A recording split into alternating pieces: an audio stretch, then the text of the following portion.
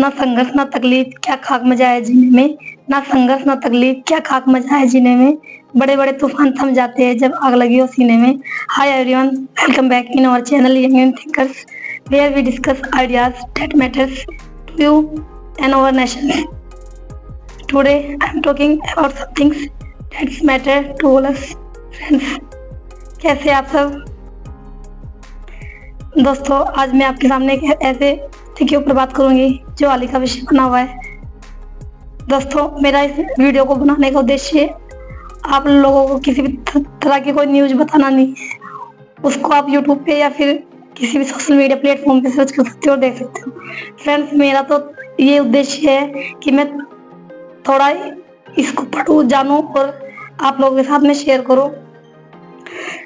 Friends, आप सब जानते हैं ना कि हाल ही का जो विषय बना हुआ है, नॉर्थ यूएसए में एक स्टेट है कैलिफोर्निया, और उस स्टेट का एक सिटी है लॉस एंजिल, जिसको हम हॉलीवुड सिटी के नाम से जानते हैं। और वहाँ पे पर्यटक स्थल है, सांस्कृतिक पहचान है यूएसए की। तो कहने का मतलब ये है कि वो इतना डेवलपिंग कंट्री है यूएसए, और जो वहाँ का लॉस एंजिल सिटी है वो भी बहुत ज़्यादा डेवलपिंग है, बिकॉज वहाँ पे हॉलीवुड से एक्टर रहते हैं। और आपको पता है, जो भी हॉलीवुड से मूवी होती है या कोई भी हॉलीवुड से एंटरटेनमेंट वगैरह होता है, तो उसमें कितनी टेक्नोलॉजी वो लोग दिखाते हैं। और अगर हम इंडिया की कंपेयर करें तो इंडिया की कंपेयर में और उसकी कंपेयर में आपने देखा होगा, इंडिया में अमूमन ही लविंग केस दिखाए जाते हैं मूवी में, या फिर लविंग स्टोरी, या फिर इस तरीके की मदर्स लव दिखाया जाता है। वो भी अच्छी बात है, ठीक है, लेकिन यूएसए में जो आपका लॉस एंजल सिटी है कैलिफोर्निया के स्टेट में, वो हमेशा ही टेक्नोलॉजी के ऊपर ही चीजें बनाता है, चाहे वो सैटेलाइट्स हो या फिर वो आपका जितने भी एटम बम्स वगैरह जो भी होते हैं, हर चीज की उस चीज को कैसे मतलब आपका क्या बोलना चाहिए, इसको रिसर्च करता है वो। और आज वहाँ पे इतनी भयानक आग लगी हुई है, इस चीज को हम सब देख भी रहे हैं। मुझे बताने की ये भी जरूरत नहीं है कि वहाँ पे कितने लोगों की डेथ हुई है और क्या वहाँ की स्थिति चली हुई है, इस चीज को आप सब अच्छी तरह से जानते हो फ्रेंड्स। लगभग वहाँ पे 24 पीपल्स की वहाँ पे डेथ हो चुकी है, और उसमें से भी 16 के आसपास वहाँ लापता बताए जा रहे हैं। और सैकड़ों लोग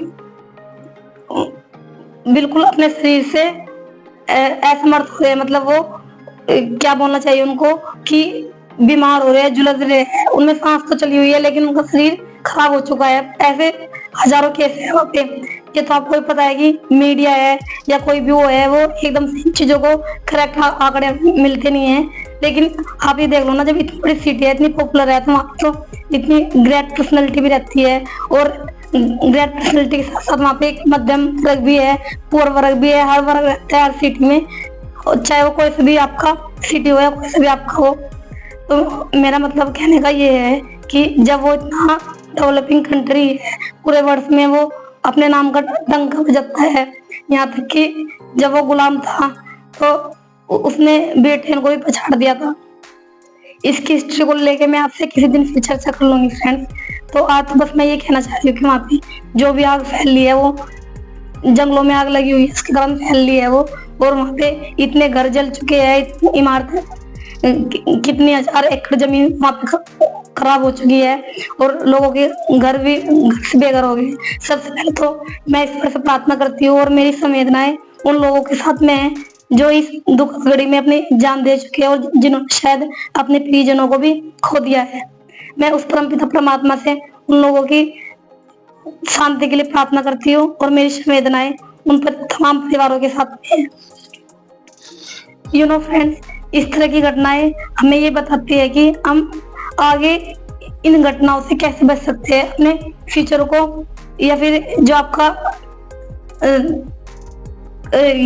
जिसको बोलते हैं सतत विकास, हम उसको कैसे आने वाली पीढ़ी को हम दे सकते हैं। ये इस तरह की घटनाएं हमें बताती है। सबसे पहले तो ये है कि हम जो वहाँ का जो आपदा प्रबंधन है, डिजास्टर मैनेजमेंट जिसको बोलते हैं, उसके ऊपर ध्यान देने की जरूरत है। हालांकि वहाँ पे फायर ब्रिगेड लगातार कार्य कर रहे हैं, और बहुत लोगों की जान भी बचाई जा चुकी है। तो उनमें कुछ लोग ऐसे भी होते हैं बेचारे जो शारीरिक रूप से अपंग होते हैं, वो सही तरीके से मतलब भाग दौड़ नहीं कर सकते, तो उन लोगों को बचाने के लिए भी प्रयास किए जा रहे हैं, प्रयास बहुत ज्यादा किए जा रहे हैं और वो जो लोगों की जान भी बच रही है। तो कहने का मतलब ये है फ्रेंड्स कि जब वो इतना डेवलपिंग कंट्री है और वो इस चीज को लेकर अब तक कंट्रोल में नहीं आ पाया है, आज लगभग चौथा दिन है उसको, वो अब तक कंट्रोल नहीं कर पाया अच्छी तरीके से, और आसपास के जितने भी वहाँ पे पड़ोसी देश है वो भी उसमें हेल्प कर रहे हैं आग बुझाने के लिए। एक पिंक लिक्विड होता है उसके थ्रू वो पे आग बुझा रहे हैं। तो फ्रेंड्स कहने का मतलब ये है कि अगर हम लोग अपना पर्यावरण बचा के रखेंगे तो शायद हमें इस तरह की प्रॉब्लम से जूझना नहीं पड़ेगा। सबसे पहला तो ये है कि चाहे वो यूएसए हो, चाहे वो इंडिया हो, चाहे वो कोई सी कंट्री हो, सबसे पहले तो हमें पर्यावरण के प्रति अपनी जिम्मेदारियां क्या है उसको देखना होगा, या फिर हमारी जो भविष्य पीढ़ी है उसको हम क्या बेहतर दे सकते हैं ये सोचना होगा। दूसरा, तमाम देशों को, चाहे वो इंडिया हो चाहे वो अदर कंट्री हो, तमाम देशों को रिन्यूएबल एनर्जी के ऊपर काम करना पड़ेगा, नवीनीकरणीय ऊर्जा के ऊपर काम करना पड़ेगा। इसमें क्या होता है कि आपकी जितनी भी आपकी सोलर एनर्जी होगी या फिर आपकी विंड एनर्जी होगी, इसमें एनर्जी को हम दोबारा से रिसाइकलिंग कर सकते हैं, मतलब यूज कर सकते हैं, और इसमें जो हार्मफुल गैस होती है वो कम निकलती है इस प्रोसेस में। अगर हम वो इट मीन्स जो नेचुरल गैस होती है हम जो डायरेक्टली नेचर से ही मिल सकती है और उनका हम रीयूज कर सकते हैं। दूसरा, अगर हम नॉन रिन्यूएबल एनर्जी यूज करेंगे जिसमें आपका कोयला और पेट्रोल होता है, उसको तो हम रिसाइकलिंग नहीं कर सकते, ना ही हम उसको रीयूज कर सकते हैं। अगर हमने एक बार कोयले का यूज कर लिया तो वे खत्म हो जाएगा, अगर हमने एक बार पेट्रोल का यूज कर लिया तो खत्म हो जाएगा, और ये कहीं ना कहीं हमारे एनवायरनमेंट के ऊपर भी नेगेटिव इफेक्ट डालता है। इस चीज को आप लोग भी जानते हैं, और इससे इतनी ग्लोबल वार्मिंग निकलती है, ग्रीन हाउस गैस निकलती है जो हमारे पर्यावरण के ऊपर डायरेक्टली इफेक्ट डालती है। और आपका एक ग्रीन हाउस गैस है वो निकलती है, वो भी हमारे एनवायरनमेंट के ऊपर नेगेटिव इफेक्ट डालती है।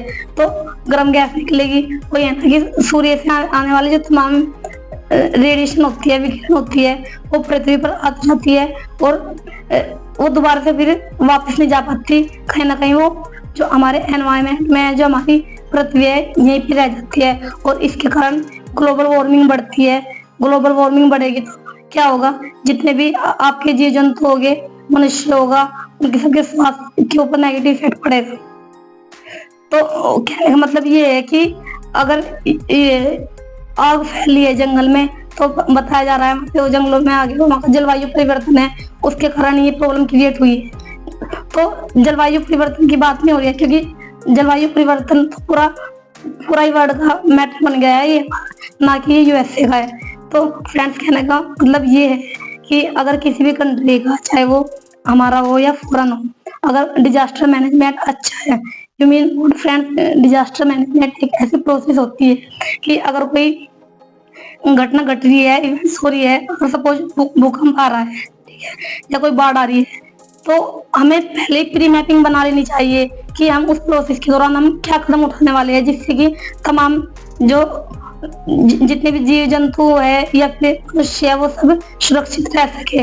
तो उनको बचाने के लिए, वो किसी भी त्रासदी का शिकार ना हो, उनकी जनहानि को बचाने के लिए ही डिजास्टर मैनेजमेंट बनाया जाता है, और ये सब कंट्री का अलग अलग होता है। लेकिन इससे जरूरी बात तो ये है कि हम सबको, हमारी सबकी एक क्या जिम्मेदारी है अपने प्रति, अपने परिवार के प्रति, अपने समाज के प्रति, अपने देश के प्रति और अपने पर्यावरण के प्रति।